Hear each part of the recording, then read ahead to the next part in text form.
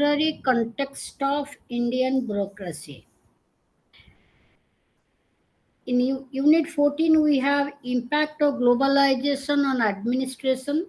Unit 15, it challenges to traditional bureaucratic paradigm. No, the Unit 16 also there is a repetition. In fact, new public management, reinventing government and business process re-engineering. So we will take these together and we will start because expected questions on these four units are like this. Like you can have a question on impact of globalization on public administration. That's an expected question. You can it is there in Rumki Basu's book to public administration in 21st century, and also in Bidut Chakravarti's book public administration in a globalized world like this. So let me tell you one thing. After 1990s, a new world appeared. A new world uh, is visible. Two things are very vital features of this new world. One is our emphasis on good governance, and second is our emphasis, our acceptance of a globalized world. Now, what is this globalization? Later on, what is the impact of globalization on public administration in general? We will discuss later on, but let us just know what is globalization.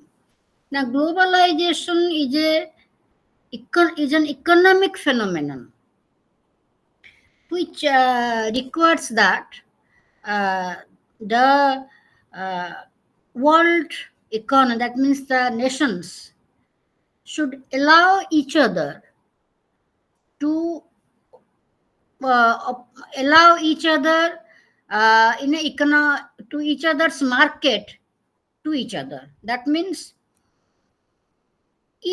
any country should open its market to the other country for the sale of their goods and vice versa.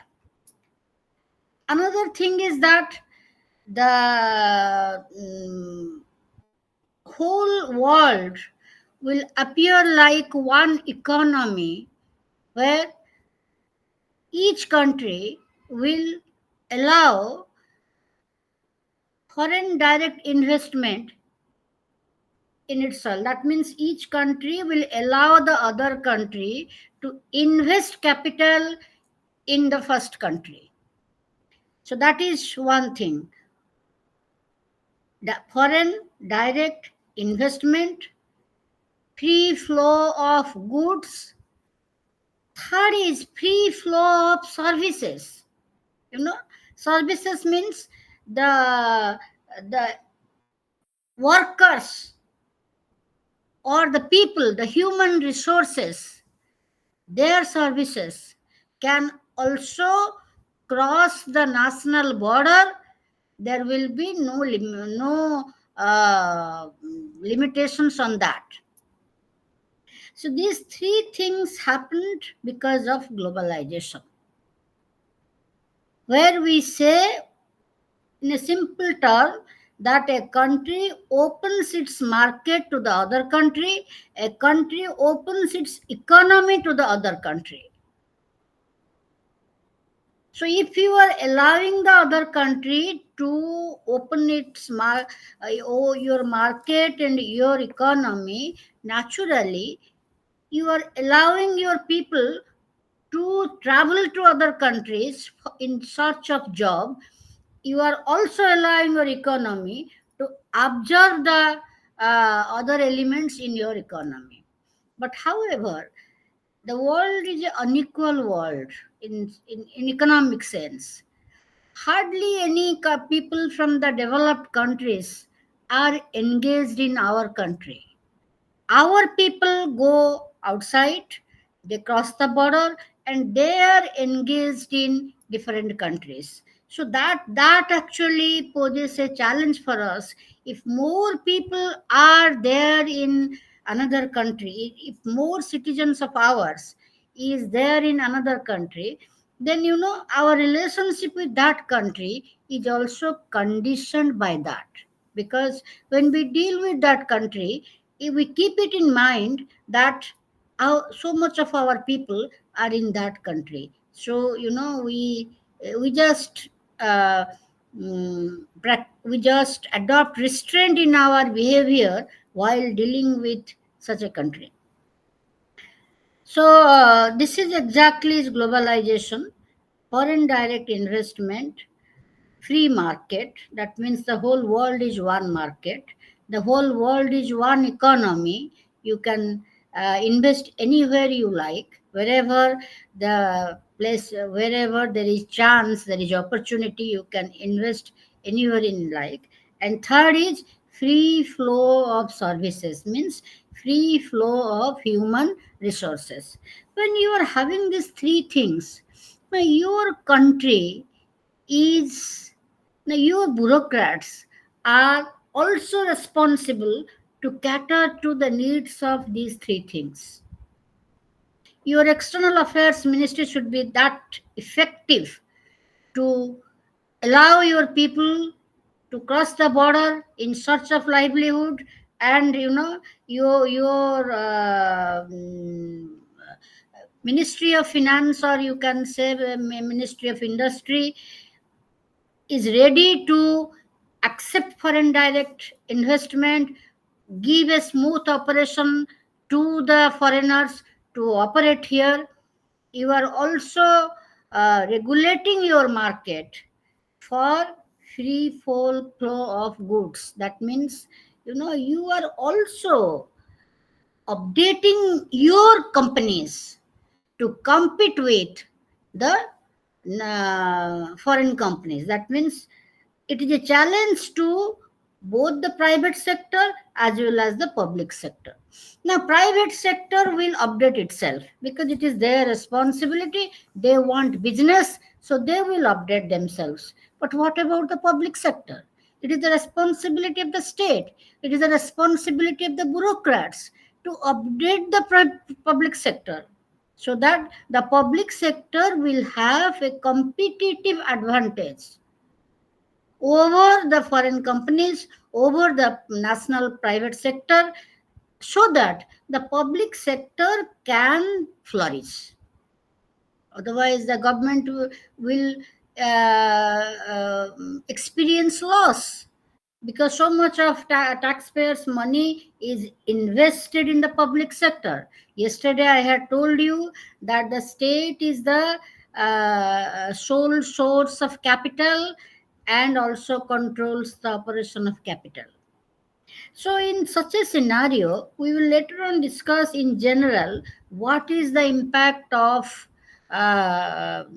globalization on public administration. We will discuss later.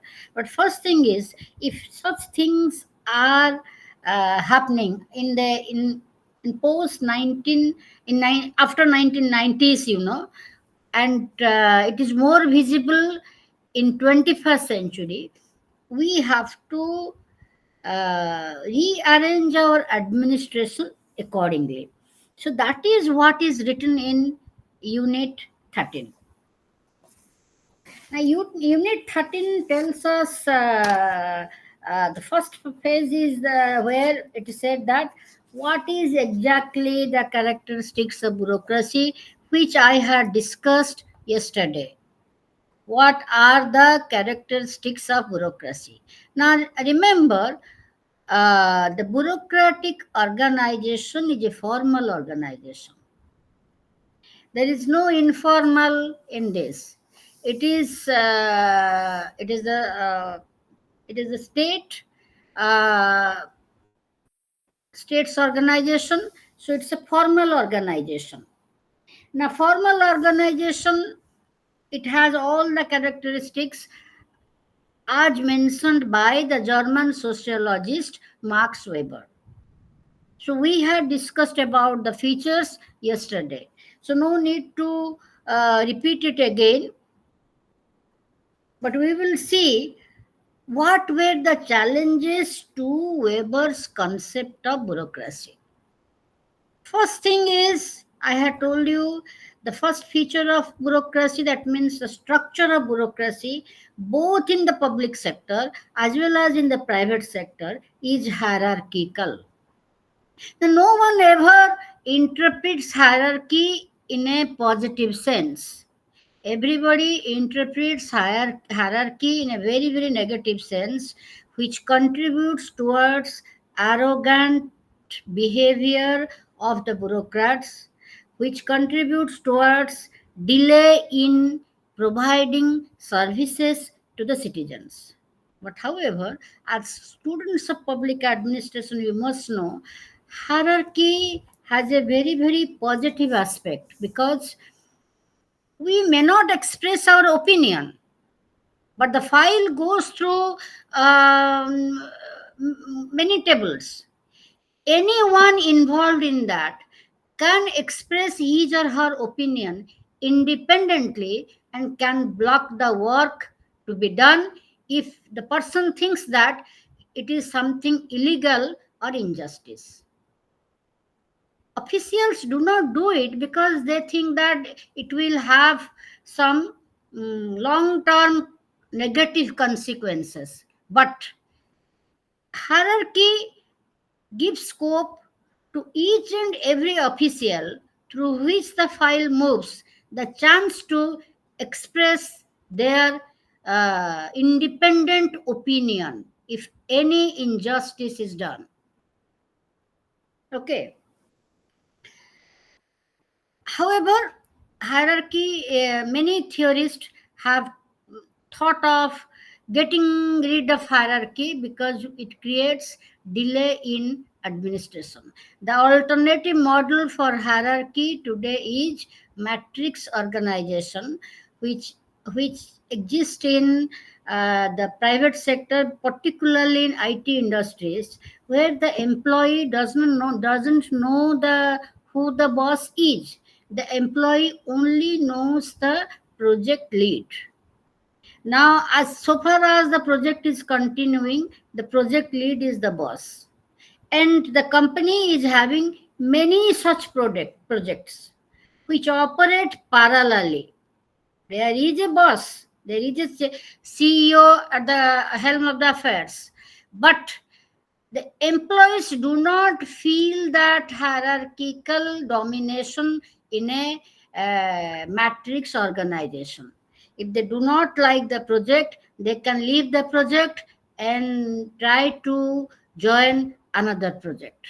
So that happens in a matrix organization where every project lead, there are a number of project leads who operate parallelly in that organization. But that is not the scenario in a government office. In a government office, it is purely hierarchical, and delay is must, because the file goes through many tables. Therefore, uh, Luther Gulick long back had given us a formula to get rid of this delay in crisis situations, that is gangplank. We do that, when we sit together at times of crisis. We sit together, all the key persons in the policy making, from the top level to the lower level. We sit together and immediately we get the work done, and that happens. But that is not the that is not in a normal period. That happens in abnormal situations.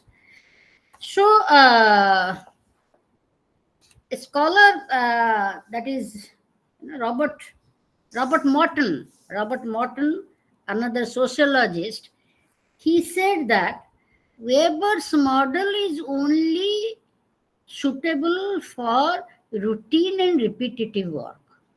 Weber's model is not suitable for any innovative work, where you need to take risk, you need to discuss very intensely, and you can only take those people with you who who are like-minded persons and who like your idea. So all this, it's type of politics, you can say.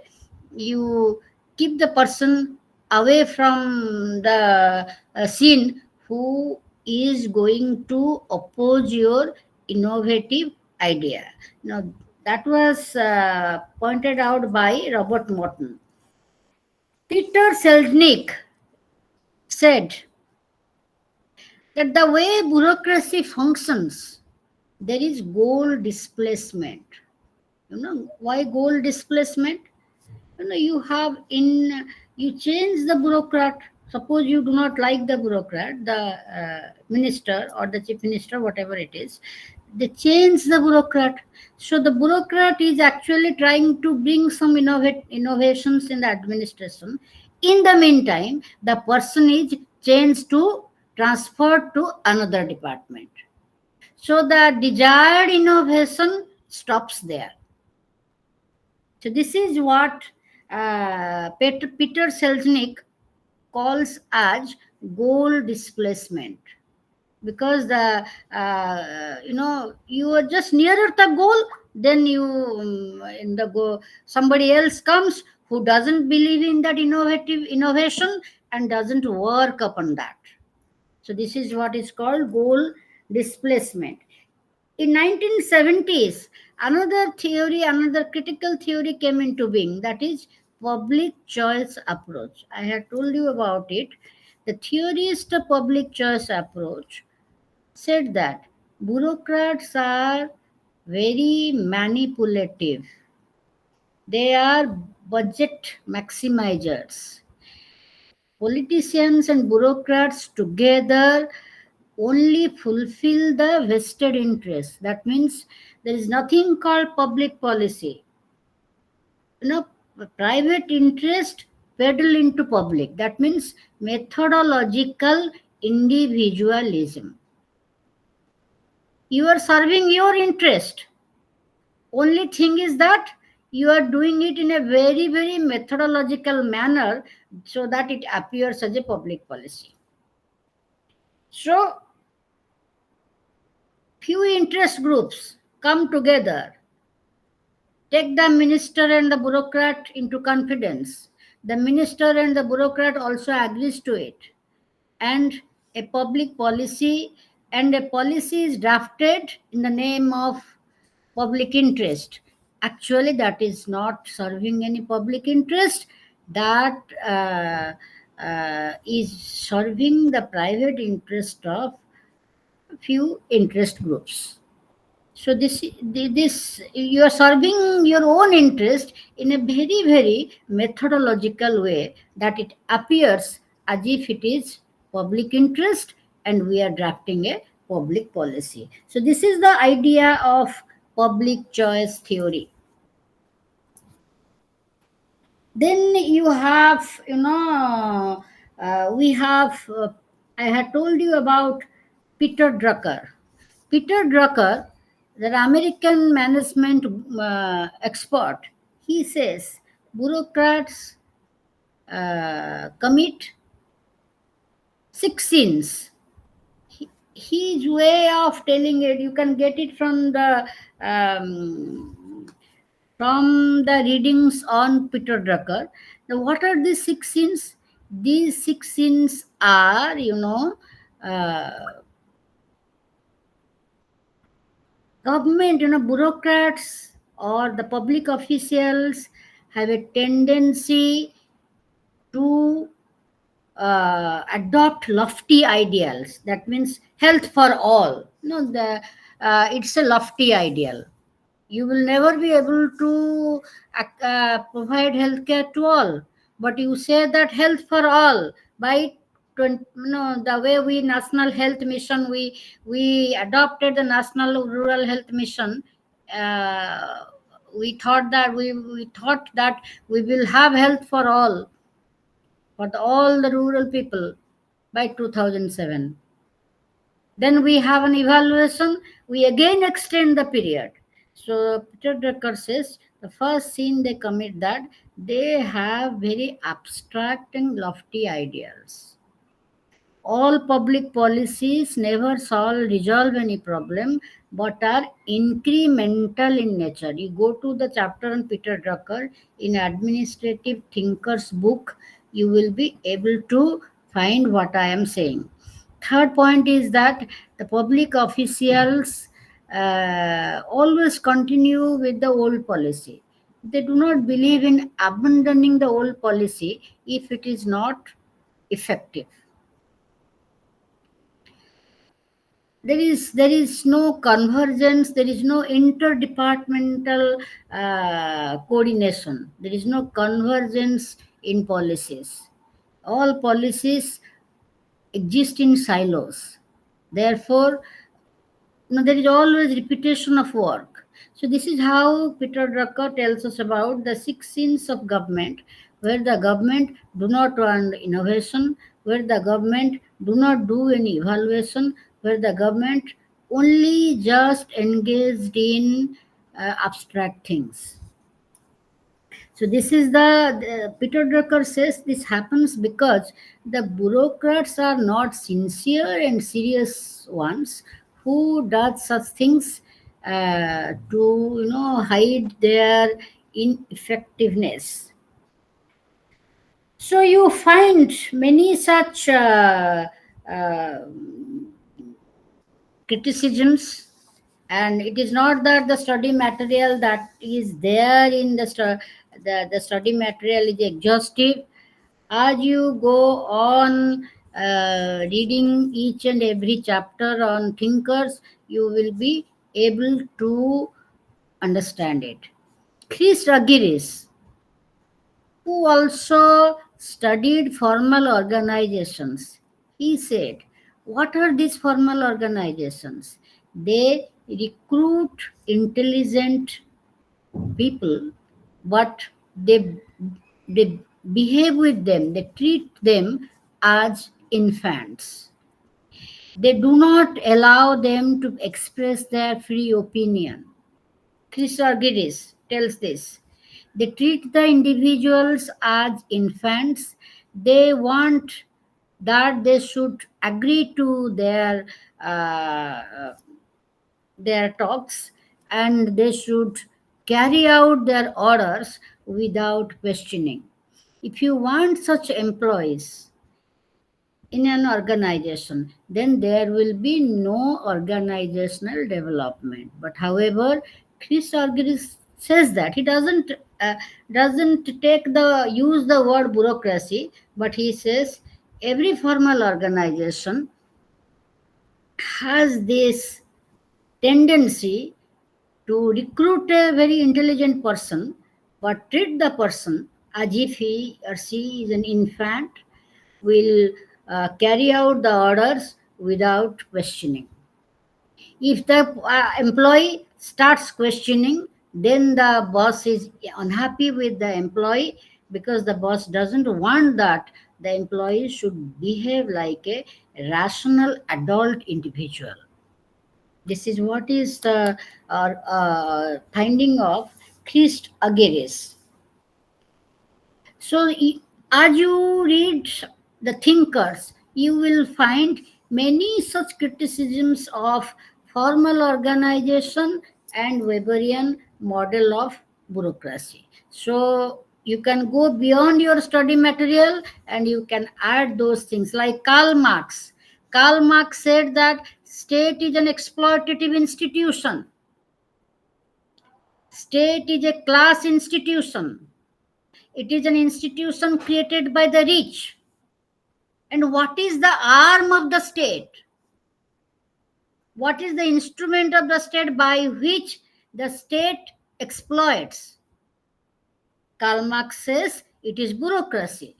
Bureaucracy is also a class institution which helps the state to exploit the poor.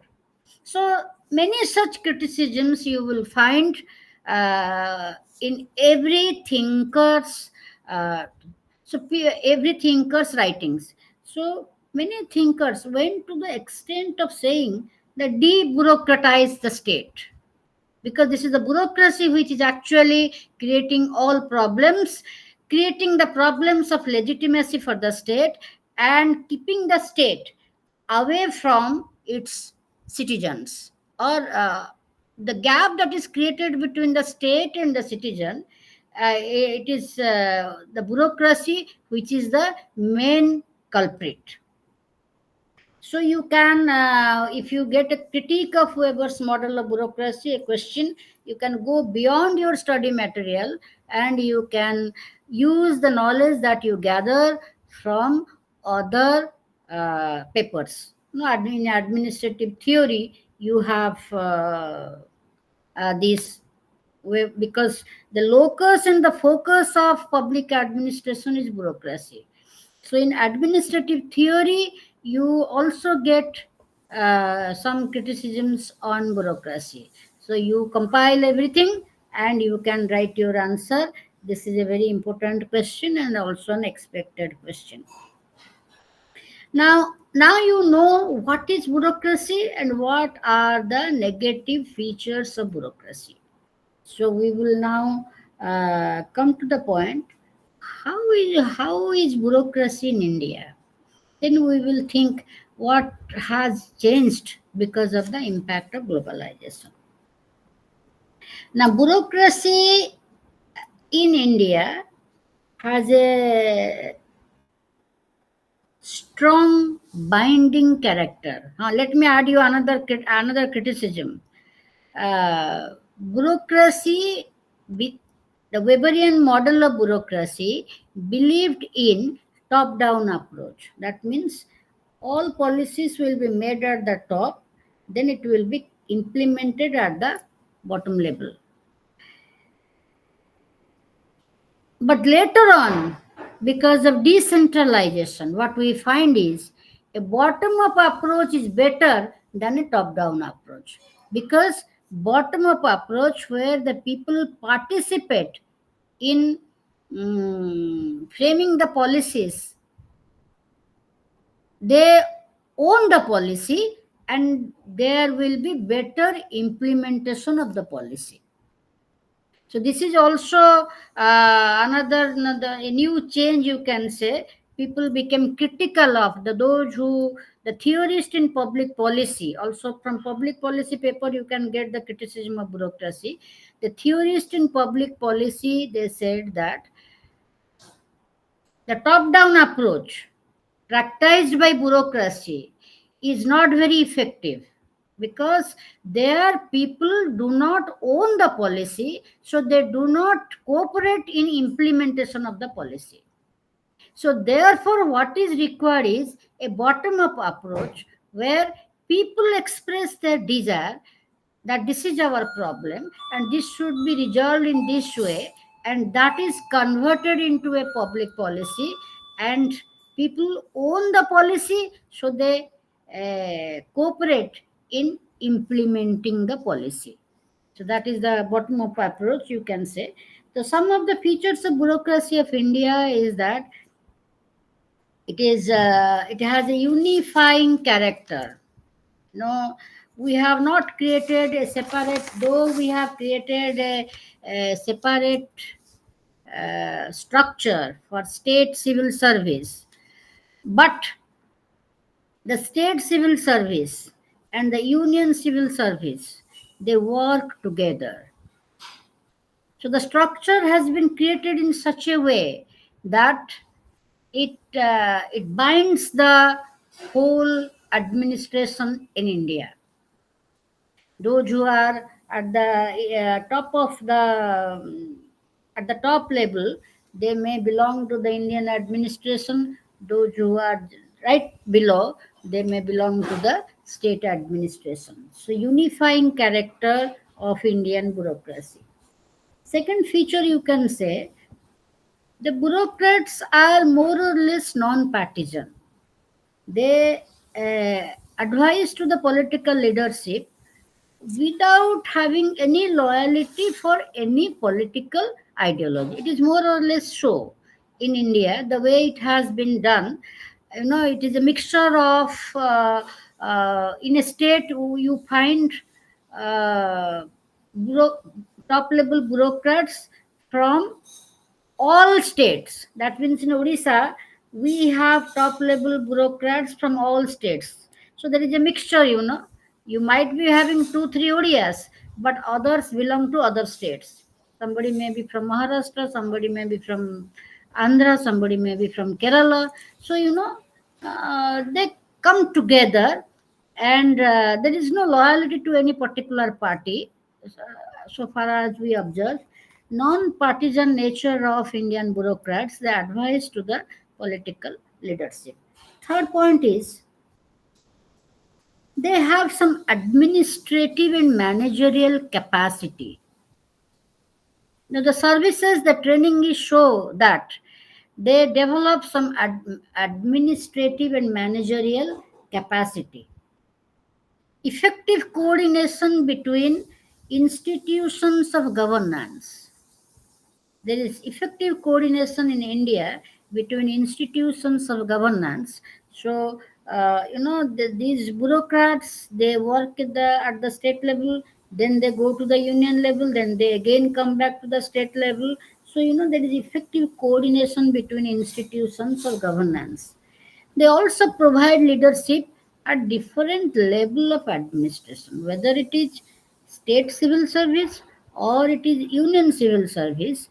They provide leadership at different levels of administration. For example, the block development officer, who is a state civil servant, provides leadership to his office at the block level.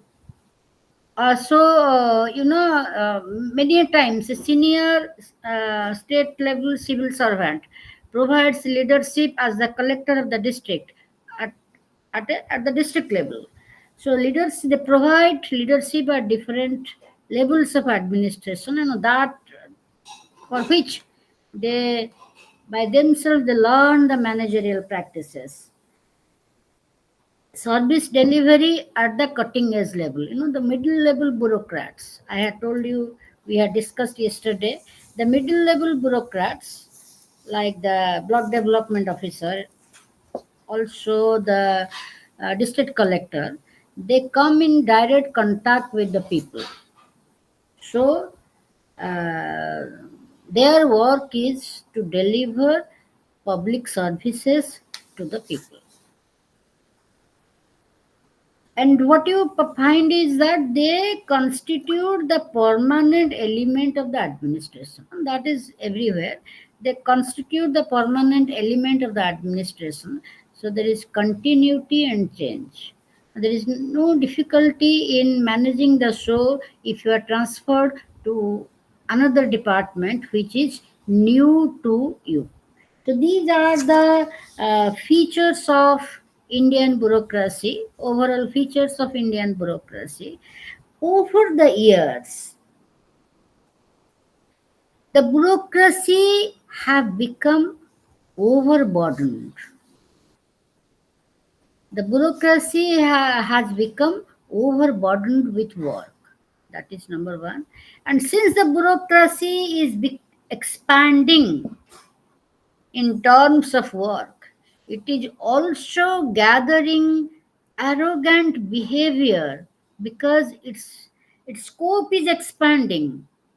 So that gives arrogance to the bureaucrat because at many levels the bureaucrat is operating now. So what are the areas which are enhancing the powers of the bureaucrats? First thing is delegated legislation. I hope you understand it. Delegated legislation. The parliament just prepares the framework and gives the power to the bureaucrats to lay down the laws. So this is called delegated legislation. The power of lawmaking is delegated to the executive by this. This is delegated legislation. Theorist in public administration has said that delegated legislation is the other name for new despotism, because the bureaucrat is his work is implementation of policies, because there was politico administrative dichotomy as expressed by Woodrow Wilson, but actually it is not happening so. It is um, it is not happening so. It is the there is no politico administrative dichotomy. Rather, now the bureaucrats are engaged in also lawmaking. Administrative adjudication. They work as quasi judicial bodies in administrative tribunals, in uh, what is it that? In parliamentary committees, the departmental standing committees. There, the bureaucrats provide information to the members of the parliament and they exercise their power there. Also, they are engaged in they conduct stakeholders meetings, that is consultation meetings, to arrive at certain blueprints of public policy.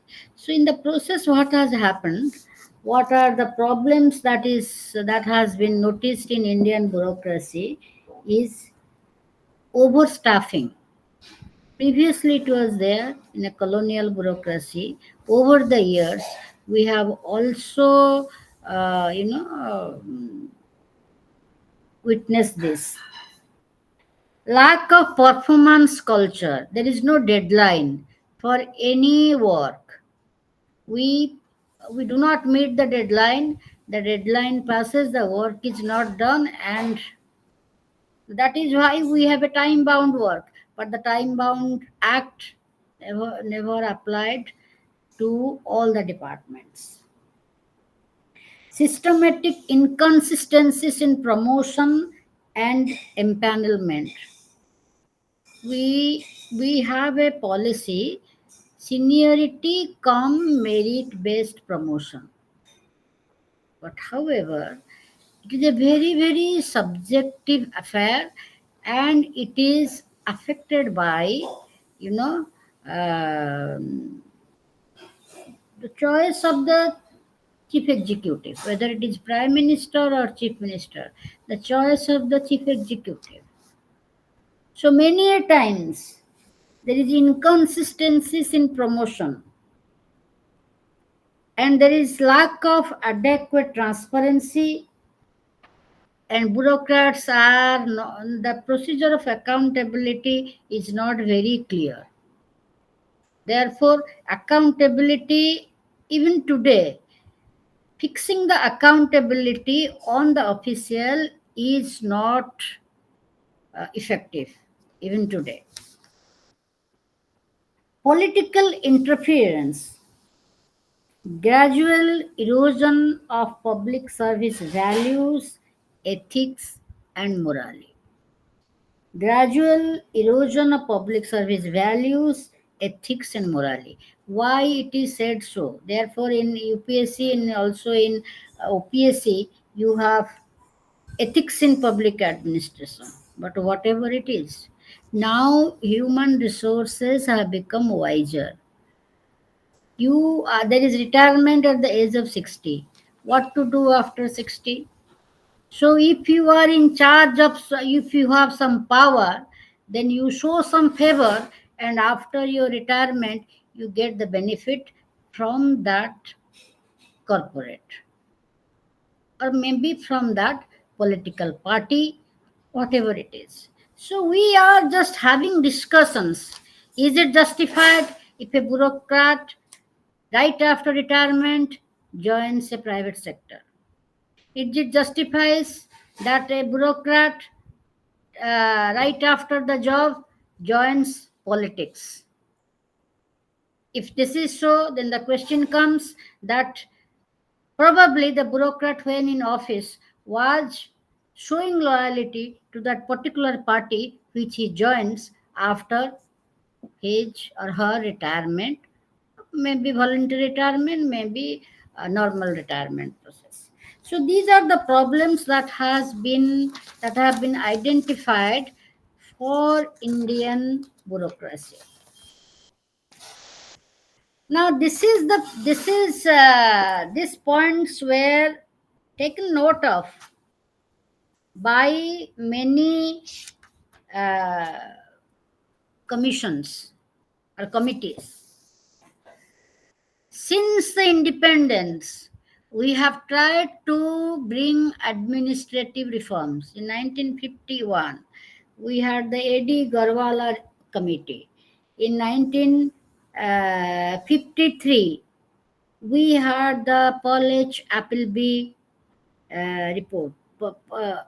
In 1954, we had the Ashok Chanda report, which pointed out about the delay in execution of projects.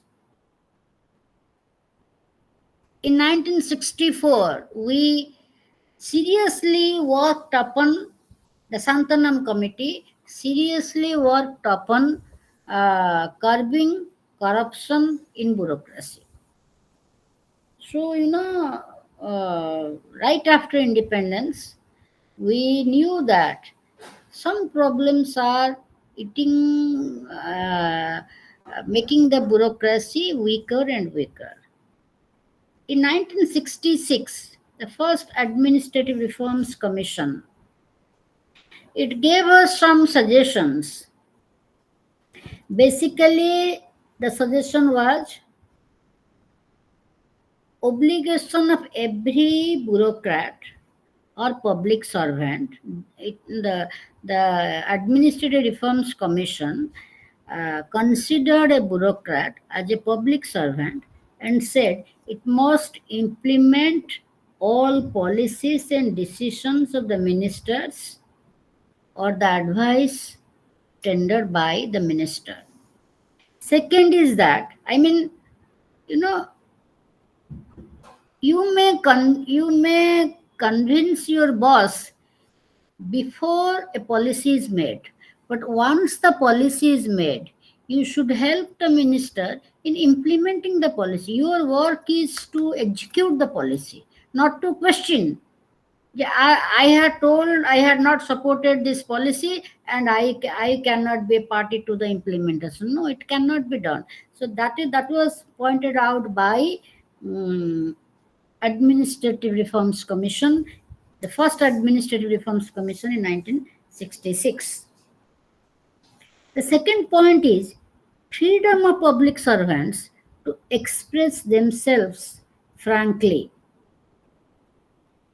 So there should be an administrative culture where the bureaucrat should have the courage to express the opinion frankly, and the boss should have the attitude to accept the opinion in a sportive spirit, not to think that the bureaucrat has is showing more knowledge or something of that sort. So there should be a close coordination between the political executive and the administrative executive.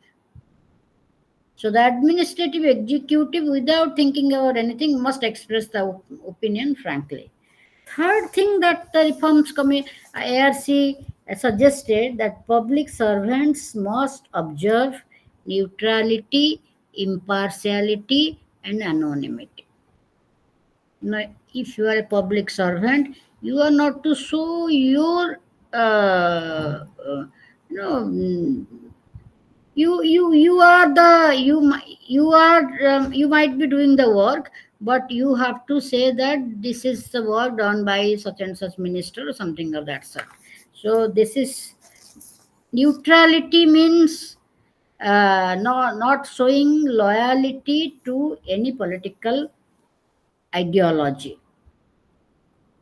So you will find a number of such recommendations.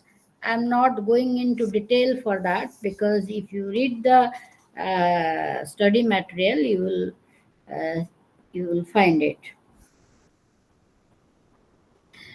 Now, whether it is in India or it is in any country, across the world we have uh, bureaucratic reforms.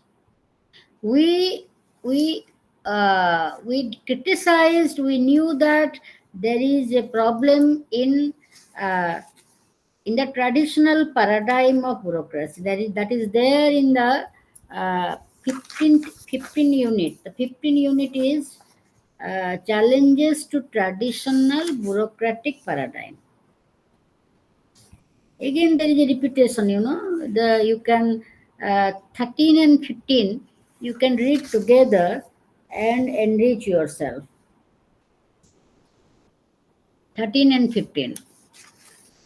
Again, there is a characteristics of bureaucratic administration. See the unit 15. You will see again there is a elaboration of the characteristics of the traditional bureaucratic paradigm. Traditional bureaucratic paradigm is nothing but, if you get a question on traditional bureaucratic paradigm is nothing but um, you know Weberian bureaucracy. Just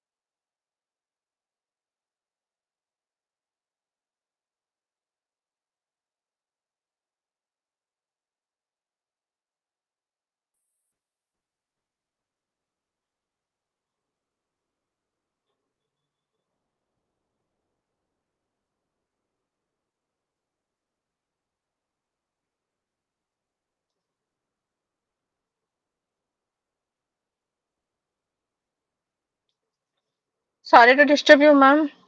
You are not audible, ma'am.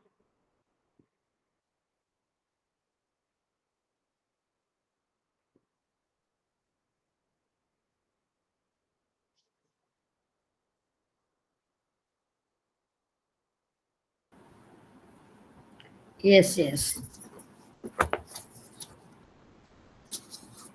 So in unit 15 also, There is characteristics of bureaucratic administration. That is again that Weberian bureaucracy is the traditional paradigm. So, in Unit 15, they have given contemporary bureaucratic paradigm. Contemporary bureaucratic paradigm means which starts with 1968, when we decided to bring reform in bureaucracy. And that is expressed in terms of three approaches. So, first is new public administration. All these you have read in administrative theory. So, it is not difficult to understand this. So, what is this new public administration? Because you see, as Peter Drucker said, prior to 1970s, we never had any evaluation of any public policy. We never had, uh, never had any concern for treating social change or dealing with inequality. We always thought that if you analyze Indian administration, you will see that we always thought that we were under colonial rule and people, our people, did not get the basic needs of life, so they are poor. So if we provide the basic needs of life, they will be able to uh, rise in life. So what is required is that growth in the overall income of the state, which will be reflected in per capita income of the people. Everything was understood in economic terms. Nothing was understood in social terms. And the founding fathers, since the beginning, had agreed unanimously to the reservation policy and was considered reservation as a complementary and supplementary to equality rather than a negation of right to equality, because it is there in article 15b, that 15 2 section 2, that state will state can take extra measures to for the development of socially and educationally backward classes, women and children. It is there in our constitution, the original constitution. So since the beginning, since we had adopted, we have empowered the state to take special measures. So therefore, we we never thought that the state is not acting properly or the bureaucracy is not acting properly. We have never thought that. And this is not regarding India itself.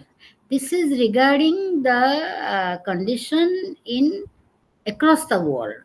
You know, so there gradually, the scholars felt that public administration is becoming irrelevant because we are trying to just impose the Western models on third world countries, and we are telling them that your country is not functioning properly. So therefore, new public administration had four basic features, that it said that we should have relevant research which will help us to know the problems of the developing societies, number one. Number two is the administration must have some values. It is not that we should work without any we should work in a very mechanical way. No, it is not accepted. The administration must have value. The administration must show concern for equity and also must show concern, must address social change.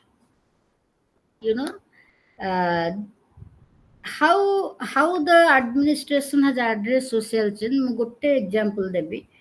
When the microfinance scheme was introduced in late 1980s by a civil society organization, Mirda, that organize, it was just a replication of the Bangladesh model introduced by Muhammad Yunus, the Grameen Bank. Similarly, the microfinance institutions were introduced in our country. Prior to that, already that the model of this women as entrepreneurs were already facilitated by a social activist like Ila Bhatt, who had no, the uh, who produced the product Lijat Papad, and that papad is now having an international market. So people produce with their money, and they were the shareholders of that, and they owned the profit, and all for that they also learned to create a bank. No, all these things simultaneously happened. But the point is that government had never thought that self-help group movement will be a movement of people, movement of women, by women, and for women. Government had never thought that. But the socio-cultural condition in our country was such that self-help group movement, SSG movement, became a women-led movement. Because, you know, uh, men were going to the field or they were migrating. Women were left behind in the house. So, naturally, after completing their household chores, they came together, they sat. And it is a very, very small group, informal group, maximum 10 persons. No, it can be more, but minimum 10 persons. So they came together, they formed a group, they saved some money, they took loan over that savings, and finally NABARD, National Bank for Rural Development, NABARD, promoted, assisted this activity of women. So, this is a type of social change, a unique social change, which later on was owned by the government. So, this is where, and today, there is a separate department in Odisha, Mission Shakti department. So, this is how the administration owned the change and adopted measures which were uh, which will promote uh, which will bring the administrative change. Okay. The second change that happened is new public management. Now, new public management, I had told you about this. New public management is just a vision. It is a vision which talks about decentralization. It is a vision which talks about effectivity in administration. It is a vision which talks about self reliance of any institution. And it is a vision which talks about uh, you know, uh, people's rights to quality services and delivery of services in time.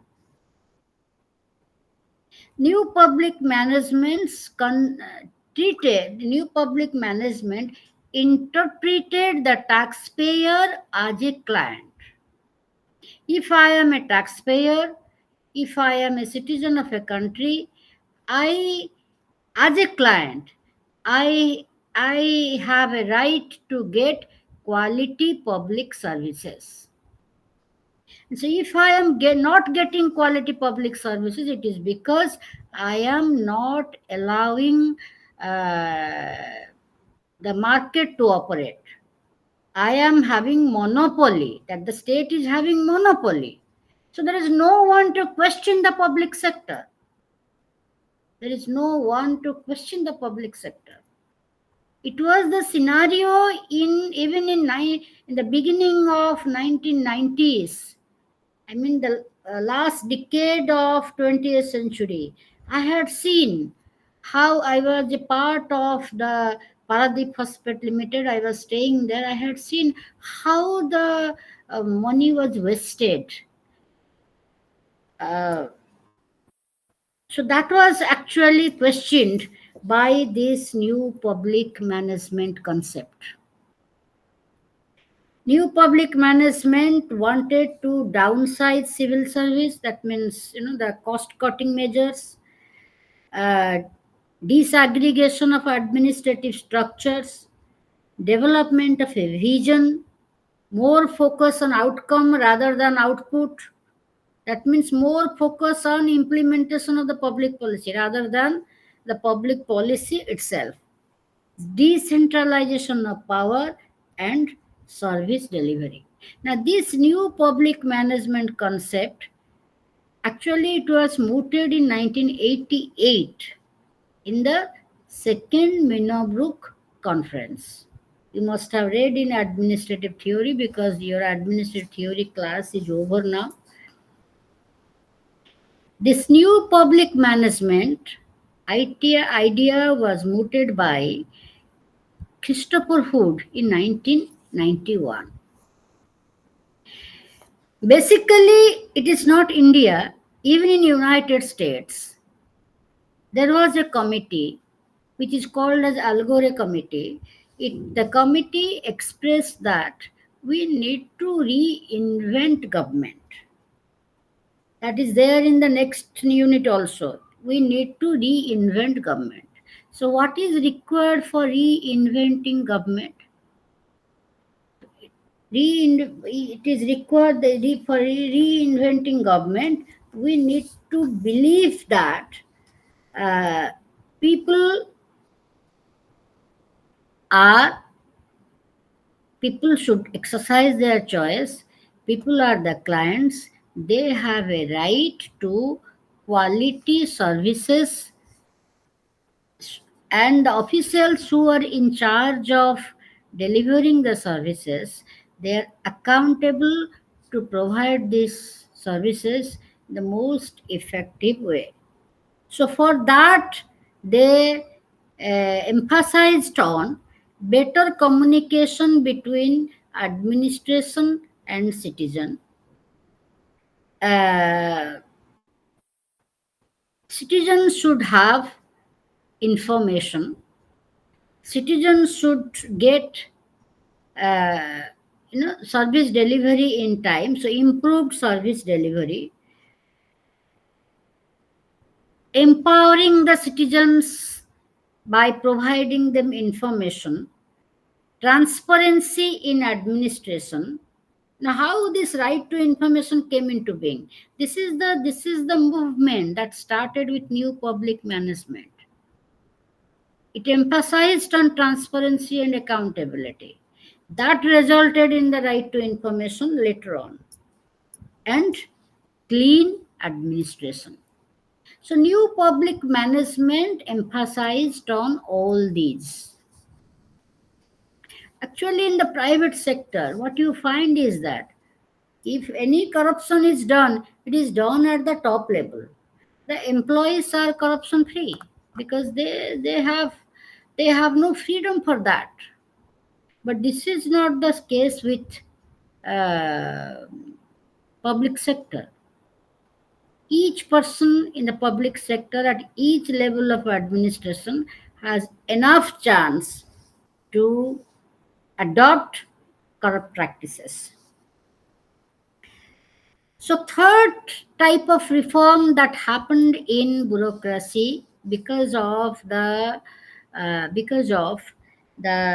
writings of the process started after the Second World War. So, what you find is that uh, theorists have pointed out about it after 1940s. They had pointed out, the first person who pointed out about it is Mary Parker Follett.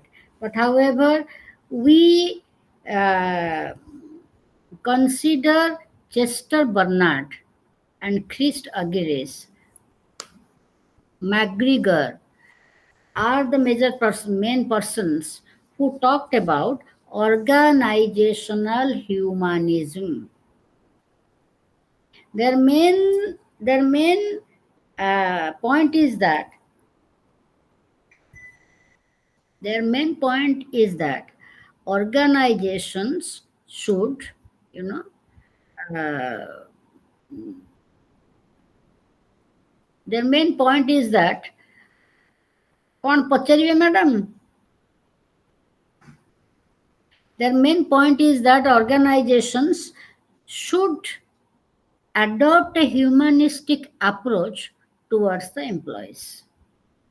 Chris Argyris is the person who talked about that we are recruiting adults and we are treating them as if they are infants. So, what happens is that these persons who were active, they become passive. They just do the work and do not care what is its result. So therefore, they said that the administrators should develop and employ skills in self awareness and effective diagnosing, because that will help them to know the problems of the employees, and employees will own the organization, will develop a feeling of owning the organization, and this will create a proper organizational climate. So basically, Chris Argyris and Chester Bernard, both of them, they said that we need to explore the informal channels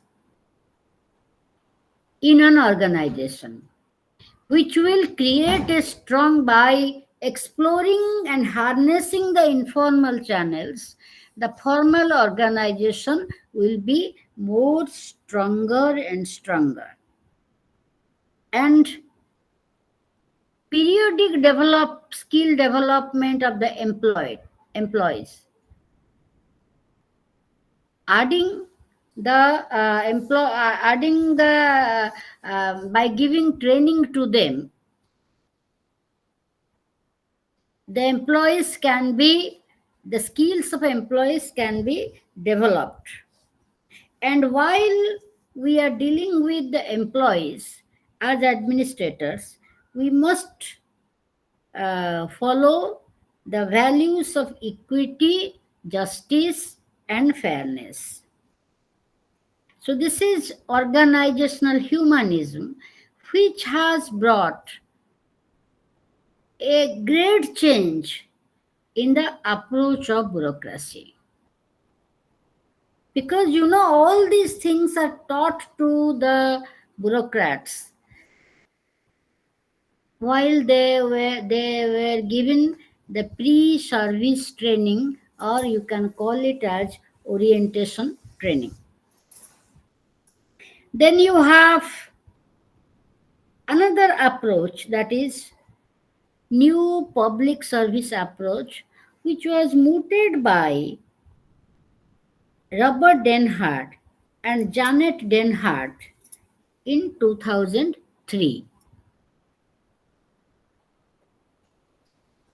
both of them, they developed this idea of new public service, and it was discussed in the third Minnebrook conference.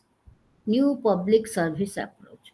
Now, what is this new public service approach? ଏବେ ଖାଲି ମୁଁ ଟିକେ ନାଙ୍କୁ ସେଟା କହିଦେବି ଯେ the new public service approach brought a change in the new public management approach. Now, new public management approach was no, name the citizen as a client.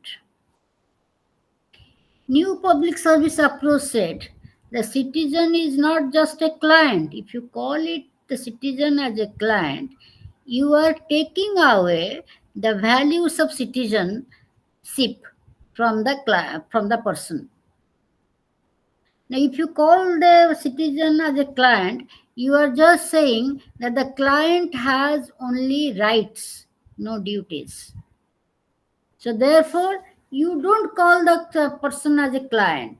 You call the person as or a customer. You are calling if calling a client calling the person as a client. You are actually calling the person as a customer. Denhart said that you call the person you treat the person as a citizen. The citizen has a right to get quality services. The citizen has a right to have access to the public services effectively. And providing the public services properly is the responsibility of the administrator. Now, the administrator as well as the citizen, both must work in public interest, must discharge their responsibility in public interest. Simple example I am saying, I'll give you. Treatment of waste material is the responsibility of the state. What is the duty of the citizen here? The duty of the citizen is to put the waste material separately, the wet material and the dry material separately. So here both the administrator and the citizen are should behave responsibly in public interest. So it is the responsibility of the government to provide you with clean environment. It is also the responsibility of the citizen not to pollute the environment. So this is pollute the environment, not to throw garbage outside just outside your house. That is not the responsibility of of an active citizen. So new public service envisioned an active citizenry and a responsible administrator. Now, accordingly, we have this bureaucratic reform.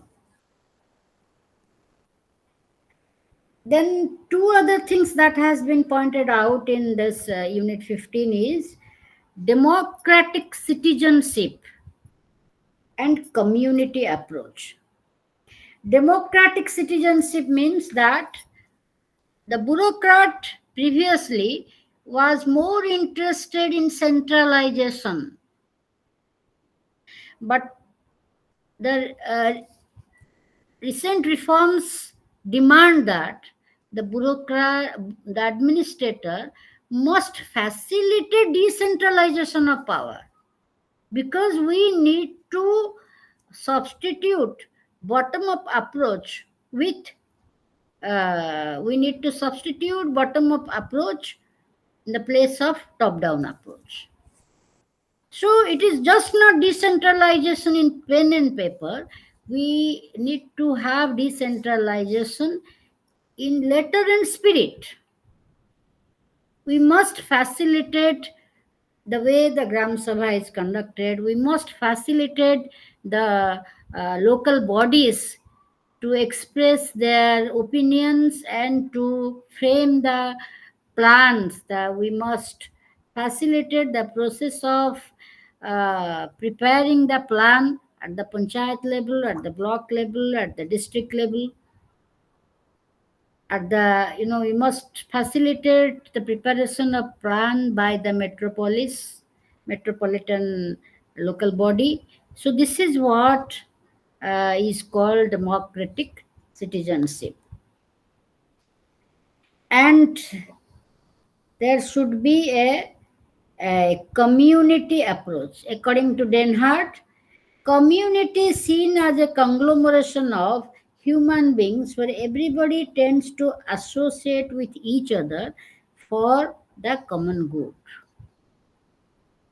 So it is the responsibility of the administrator as well as the citizens to work for common good, by which there will be well-being for everybody. So bureaucracy should facilitate community participation. Bureaucracy should facilitate community participation. So I have told you about the changes that have come in the theories that we have read in public administration, or the theories about bureaucracy, because I have told you everything in public administration moves around bureaucracy, because bureaucracy is the locus and focus of public administration.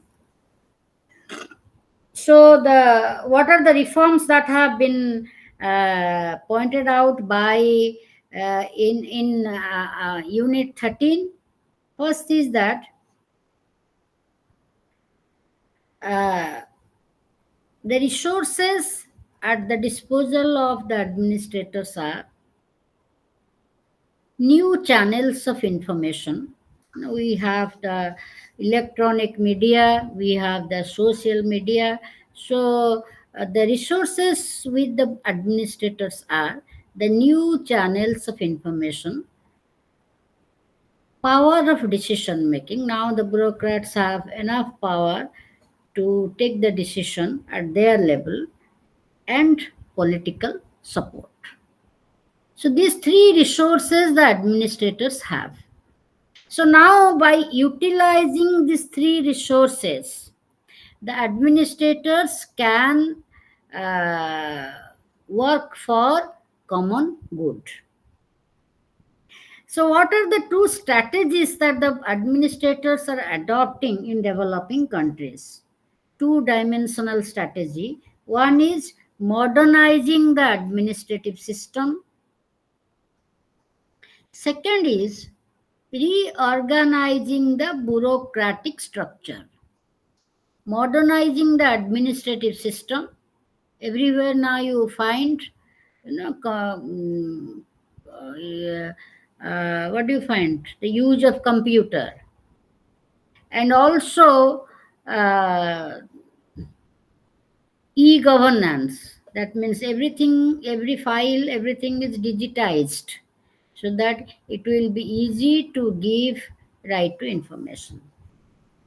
The resources at the disposal of bureaucracy, uh, as I told you, the two-dimensional strategy in the hands of the administrators is, or the political leadership is, modernizing the administrative system and reorganizing the bureaucratic structure. Now, when we are talking about the relationship between state, society, and public administration, just remember, nature of bureaucracy in a single party dominant rule is different, and nature of bureaucracy in a coalition party system is different. So, bureaucracy has to function in a different context in a coalition system.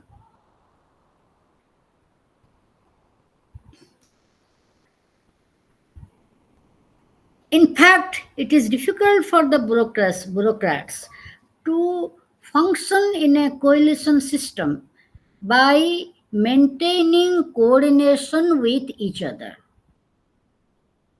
At times, when the administrators find to match with the desires of the chief executive and overall chief executive, let us talk about the prime minister and the concerned minister, his direct boss and his indirect boss. So, when the administrator finds difficult to cater to the needs of both the things or to satisfy both the executives, the administrator develops some type of apathy. You know, if the administrator is following the direct boss, then the administrator is misunderstood at the higher level by the ultimate boss. So, for no fault of his, the administrator is, is in the bad book of the higher boss. So, therefore, it there is it develops some type of apathy in the bureaucrat. Now, what is required in the renewed role of bureaucracy is the bureaucracy must have the ability, the administrative unit must have the ability to achieve its objective efficiently. Yesterday, I had told you about this. We must have the governability, the ability to govern. That is called capacity. And control, capability and capacity and control. Control refers to accountability due to higher authority, most particularly to elected representatives in the legislative branch. So the bureaucracy must satisfy the dual requirements of capacity and control, must satisfy the political executive and must satisfy the ability as an administrative unit to achieve the objectives efficiently. Because the bureaucracy is sandwiched between the people and the political boss. The political boss might be asking for something, but however, the bureaucrat has to face the people. So all the time the bureaucrat is in stress, being sandwiched between the people, the citizens, and the political boss. So what is therefore the Fredericks, I had told you about this Chinese born American theorist in public administration. Frederick said existence of career bureaucracy without corresponding strength in the political institutions does not necessarily lead to administrative efficiency. You have a career bureaucrat, but the political institution is very weak. It has no strength. Then the bureaucrat is not in a condition to act accordingly. Do you get the point? So Fredericks had pointed out this. Therefore, what is needed is all round structural, procedural, and behavioral changes in the bureaucracy. Structural, procedural, and behavioral changes. The bureaucrat must develop the attitude of giving, working in public interest or giving services to the people. This is behavioral. What is procedural? The procedure should be very transparent. Like, I'm talking about issuing a passport. or issuing a driving license. It is there in the computer. You can track the, you track your thing, so you can, if there is delay, you can question why it has happened. And to do all these things, you need to have changes in the structure. You should reform the structure to meet the needs of today. So, continuously, we need to reinvent the administrative structure so that it can work effectively. You have a computer, you have introduced e governance, but you have not developed the skills of your employees. They cannot operate the computer properly. Just see what will happen. Maybe 10 years back, to have a bank draft, I went to a bank. You know, everybody who were standing on the queue, they were irritated because the employee was not capable of using the computer rapidly, very efficiently. He was taking something around 10 minutes to do a bank draft. And so many people were in the line. Everybody were so irritated because the person at times was taking 10 minutes, 15 minutes to do the thing because he was not efficient in handling the computer. So that is what is, so today what is the requirement when you are employing a bank employee, you are recruiting a bank employee, you also try to know about his computer proficiency. That is how the administration can run. So this is what is called structural change in the administration. And also the administration should be, sorry. So the administrator should be responsive, participatory, and sensitive. Okay, the administrator should be responsive, participatory, and sensitive.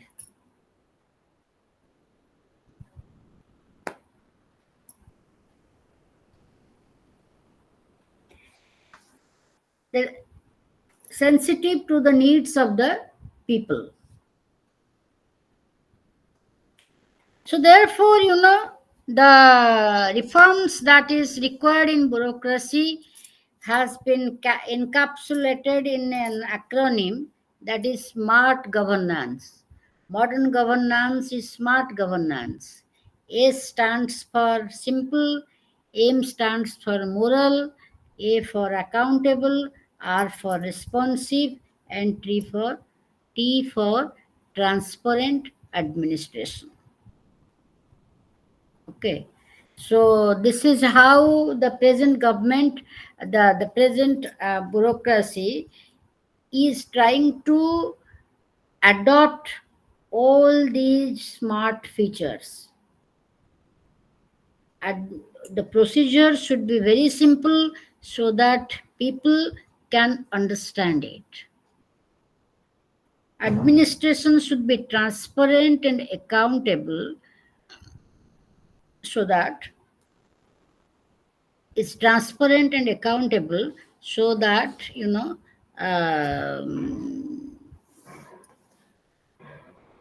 people, there is ethics in administration. People, if people feel that administration is operating on moral grounds, the administrators have honesty and integrity, they feel comfortable in dealing with the administration. Okay, so these are the reforms that over the year in a post 1990 era, or you can say in 21st century, we are focusing on.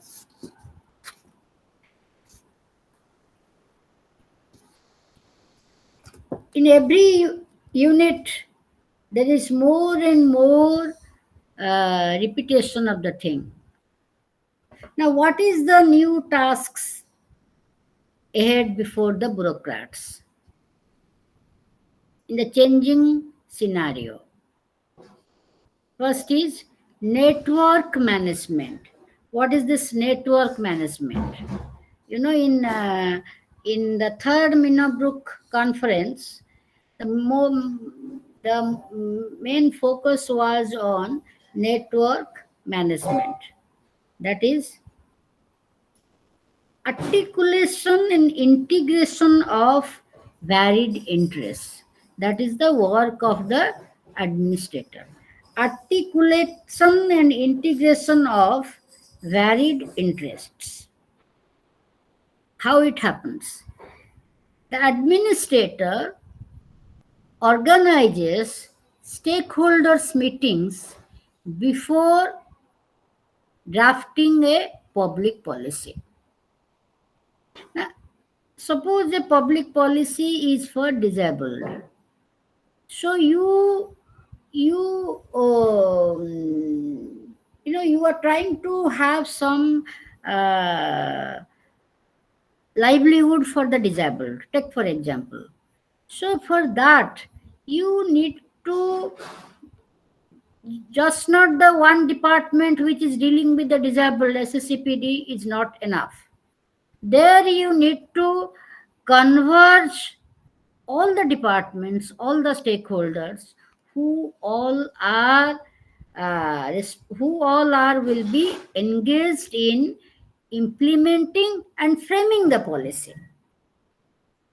So in that case, maybe those civil society organizations who are working for the disabled, maybe the disabled men and women, girls and boys who are actually will be getting the service, what they want, what is their expectations, the different departments which will provide service. So all these stakeholders should come together to one negotiation table or to one table where they will discuss and deliberate and you know finalize a policy. So basically, uh, it is the work of the administrator. If the policy is to be made by the department which is working for disabled, then the department must integrate all these interests so that each and every stakeholder owns the public policy, that I am a part of this policy framing, or I am a part of this vision document. So while the vision document is executed, the people participates in it. There is community participation. So the public policy will be implemented effectively. Now, what is the second aspect of network management? The second aspect of network management is the administrator will work as the conciliator, the mediator, and adjudicator. It will it will conciliate, it will integrate all those conflicting interests. It will mediate all those conflicting interests so that people leaves the meeting hall with a open mind and with happiness. Third is the administrator has expertise, skills, and resources So the administrator will contribute these expertise, skills, and resources to do the networking. So it may be, if the administrator is very effective, you can have public private partnership where the government is spending half and the private sector is spending half. You can have public private partnership, and in that way, at one point of time, you will get the benefit without spending little money. The new task ahead is articulating public interest. Public interest is vital and necessary for sustenance of bureaucracy. So the leaders must the leaders must bring the citizens to the table, to a meeting point, and must finalize what is public interest. Otherwise, you find the citizens as litigants and file many PILs questioning the definition of public interest adopted by the administrators or the political leaders. So, what is required is that to have a dialogue with the people to frame the public interest. That is the new challenge today for the administrator. Unless and until, because people have gained political consciousness, unless and until we unless and until we accept this, we arrive at a consensus on what is public interest on a particular topic or on a particular issue, then it will be very difficult to convince the people while implementing the policy. That is what happened in case of Niyamgiri. Government unilaterally decided for the extraction of that Niyamgiri hill, and people did not want it. So government had to pull down, and similar things happened for POSCO because of that POSCO movement. If you are not taking the people into confidence, then you are not in a condition to define the public interest. The people, the government maybe manipulated the Gram Sabha and took the decision of having the POSCO plant. And what happened? People did not allow, there was continuous popular resistance against POSCO, and finally it went off.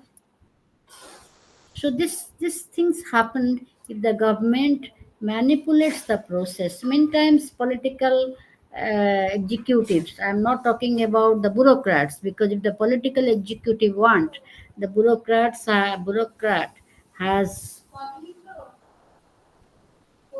no way to exercise its freedom. So then the next task ahead is multi-dimensional accountability. Multi-dimensional accountability is now the bureaucrat is working under the control of the legislature, working under the control of the executive, as well as working under the control of the judiciary. So, multi dimensional accountability. See, take for example, uh, legislature wants something, executive wants something, and people goes against that. Accordingly, the bureaucrat does, and people goes against that to the court. to seek justice. What happens? The court directs the no, the court uh, criticizes the executive and directs the executive to provide services to the people. If if such repeated cases happen, then that questions the legitimacy of the state, and that is what is happening today. Judiciary is again and again questioning the executive. May it be pollution of Ganges, may it be cleaning the environment, may it be providing shelter to the people in everywhere, or may it be providing service benefit to the employees. Everywhere it is found that the state has become, it is very clear from judicial pronouncements that the state has, there is a there is a collaboration between the state and the corporate, the political master and the corporate. And what happens? The administrator, the poor administrator, is sandwiched between the political master and the corporate, because the administrator has to obey the directions of the political master. But when the judiciary starts questioning, finally the judiciary questions the administrator, not the political master, because because the minister is gone. The minister is in some other department. So that happens. So this is so in under the NPS, under the new public service approach, the public accountability of the bureaucrat has become multifaceted.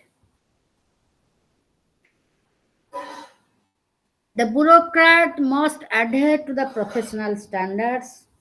The bureaucrat must give preference to or priority to citizens' preferences. The bureaucrat must abide by values and ethics of administration. Must, because the bureaucrat is dealing with the people, the bureaucrat must have legitimacy. People must accept his words. And the at the same time, the bureaucrat must balance public interest and uh, the vision of the political executive. So this is the so today the bureaucrat, previously the traditional bureaucrat was only accountable to the political boss. Today, the bureaucrat has a multi-dimensional accountability. That is why we find, many bureaucrats are taking voluntary retirement and are engaged otherwise, because gradually as they grow with seniority, they find it difficult to work in an environment of multi-dimensional accountability, because in the process the bureaucrat has little to gain, unless and until some bureaucrat has some ulterior motives, uh, and their numbers are counted. They are just 1% of the total bureaucrats. Other bureaucrats get irritated by this process of all the time, catering to the questions, answering the questions. So, multidimensional accountability makes them legally, democratically, professionally, and politically responsible. So, previously, we were dealing with something called neutrality, anonymity, and ministerial responsibility. Today, There is nothing called anonymity. The bureaucrat is facing the people. So what you find is that the bureaucrat, no, is accountable legally, democratically, professionally, and politically. Is responsible in that way. So therefore, the administrator should learn the art of strategic management, should learn the art of strategic management. How can all the conflicting interests must meet at one point and form partnership? So for that, it is very, very useful to deal with multiple stakeholders and negotiate and arrive at a consensus in policy making. They, so this is very important for the bureaucrats. And last thing is that shared leadership. Shared leadership means it is, I have told you already, the policies are to be made from below. No, administrator himself or herself must uh, encourage the people to come out with proposals, must facilitate the bottom up approach in policy making, so that in true sense of the term the people's voices are reflected in uh, policy making. So that are the requirements of the uh, changing paradigms of bureaucracy. So these are the, you can say, if with any question comes, what are the changes in the traditional paradigm, bureaucratic paradigm, you can write all these things. So in right now we have only 5 to 7 minutes. Is there any questions so we can discuss?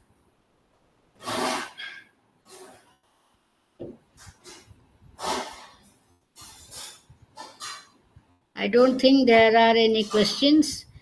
So this is, what you find is that there is, uh, even if the study material is such huge, you don't have to remember much, because in every chapter you have repetitions, though different things are written.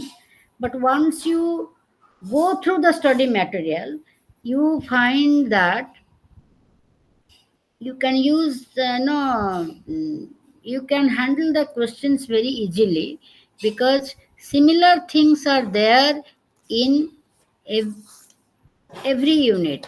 I find it similar because unit 12, unit 13, unit 15, unit 16, unit 17, these are all related. Many repetitions are there. Similar things are not written, but the substance is similar. As you can observe in every chapter, the study material is talking about the traditional features of that the features of traditional paradigm of bureaucracy. So once you know it, then there is no problem. Second thing is this new approaches to counter the traditional paradigm or to reform the traditional paradigm has been explained at different places, like this new public administration, new public management, new public services. They have been discussed in different chapters. Again, if we are going to discuss about unit 16 tomorrow, There also we have new public management, reinventing government, and business process reengineering. Again, we have concept of good governance. So we are just repeating the things again and again, not to get panicked by such a huge study material. Yes, ma'am. Okay. So any question, or we should wind up the class because we have completed it. No questions, ma'am. Any question? No, ma'am. No question.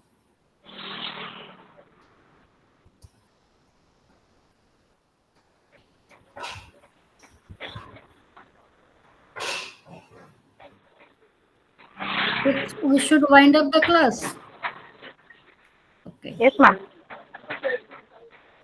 Okay. But you must read the study material and must clear your doubts. This personal contact program is just for that, not to teach you. You must clear your doubts. If you go through the study material, if you find any difficulty, you must clear your doubts. But you are not, people are not doing that. Okay. Good night. Okay, ma'am. Thank you, ma'am.